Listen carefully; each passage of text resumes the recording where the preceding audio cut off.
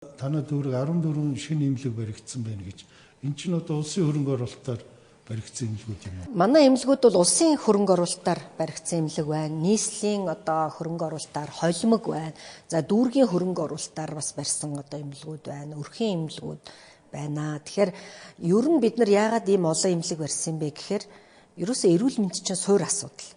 Өнөөдөр надтай маш олон иргэд ирээ уулзч байна. Иргэд ирээ уулзахдаа залуучууд бол гоё мөрөөдөл ярьж орж даргаа нэг ийм гоё төсөл хийх гэсэн. Би нэг ийм бизнес хийх гэсэн. Та хүмүүс орж ирээд 80% нь эрүүл мэндийн асуудалтай. Хавтар зүрх судасны асуудал. Тэгээд би тэр хүмүүстэй ярилцж явах зүгээр нэг л юмыг ойлгох. Хүн өвчтөй байхад өөр ямар ч юмыг бодох сэхээ тэр хүнд байдаггүй.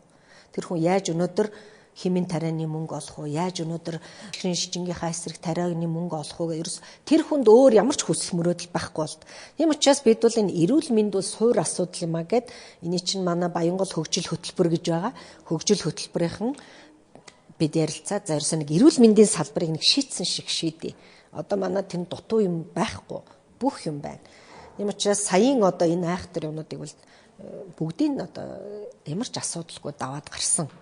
Гадуур бол зөндөрж ш коридор хөвтчээ. Эрүүл мэндийн салбарын эмнэлэг гэдэг чинь суур асуудал болчиход байгаа хгүй Монголд. Тэгэхээр энийг шийдсэн шиг шийдсэн байна. Дээрээс нь зөвхөн нэг эмнэлэг бариад бас эрүүл мэндийн асуудлыг шийддэггүй юм байна. Бид нар эрүүл дүүрэг хөтөлбөрийг амжилттай хэрэгжүүлж байна. Эрүүл дүүрэг хөтөлбөр гэдэг чинь 3 оролцогчийг хэлж байгаа. Зөвхөн эмч, эмнэлгийн байгууллага биш, иргэд өөрсдөө маш мундаг урьдчилан сэргийлэх үзлэгтээ очдог, биеийн тамир хийдэг, зөв хооллолдог, тэр бүжиг таанцсандаа явдаг, тэр нөхцлүүдийг бид нар бүрдүүлж өгч байна. Дээрээс нь орон нутгийн засаг захиргаа. Засаг захиргаанд бол маш эрх мэдэл байна. Захирамж гаргалаа, бүх холбогдох газрууд өглөө. Та нар энийг хэрэгжүүлнэ шүү.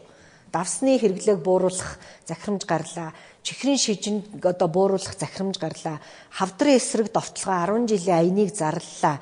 Энэ бүх зүйл бол орон нутгийн засаг захиргааны дэмжлэг маш хэрэгтэй байдаг. Дүүргийн засаг дарга, дүүргийн нийгмийн хөгжлийн хэлтэс, хороо, өрхийн имлэг бүгд хамтраад тэгэл төрийн бас байгууллагуудтайгаа хамтардаг, эрүүл мэндийн клубүүдтэйгээ хамтардаг. Би ч юм бол тэр бүжгийн клубүүд, явган аялын клуб бүгдийг дэмждэг шүү дээ. Өөрөө очин дунд нь оролцсон ингэж өнөөдөр хүмүүс эрүүл болно. Тэр ганцхан имлэг бариад бол явахгүй. Тийм учраас энэ дээр манай Баянгол дүүрэг бол нэг эрүүл дүүрэг гэдгийг нэг жишг болгох гол бид нар бас хичээгээл ажиллаад байна л да.